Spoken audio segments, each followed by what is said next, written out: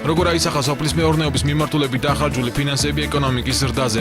TV-3-თან სოფლის მეურნეობის მინისტრი აცხადებს, რომ სოფლის მეურნეობის სფეროში განხორციელებულმა პროექტებმა სერიოზული გავლენა მოახდინა მთლიან შიდა პროდუქტის ზრდაზე. ჩალო ფიფი ამის მაგალითად შეღავათიანი აგროსესხების პროგრამას ასახელებს, რომელიც მინისტრის თქმით წარმატებულად მიმდინარეობს. ბოლო 10 წელი სოფლის მეურნეობის დარგში წინა ხელისუფლების პერიოდში ეს არ იყო პრიორიტეტული დარგი, თუმცა საკმაოდ ბევრი პროექტი გაკეთდა და საკმაოდ ბევრი პროექტი კეთდება. საკრედიტო პორტფელი ბოლო 6 თვეში გაცემული შეღავათიანი აგროკრედიტის პროექტის ფარგლებში არის უკვე 130 მილიონ ლარზე მეტი და თავისთავად ეს გავლენას მოახდენს. ბოლოს სტატისტიკას ვიხილავთ. სოფლის მეურნეობის სამინისტროს მიერ ინიცირებული პროექტების ეფექტურობასა და მიმდინარე პროგრამების წარმატებაზე საუბრობს ფინანსთა მინისტრიც.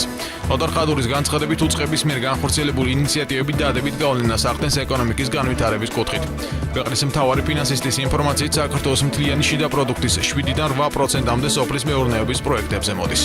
ჩვენთვის სოფლის მეურნეობა არის ძალიან მნიშვნელოვანი ბევრი მიზეზის გამო. მათ შორის ერთი ის არის, რომ მოსახლეობის ნახევარზე მეტი ცხოვრობს და მუშაობს სოფლად.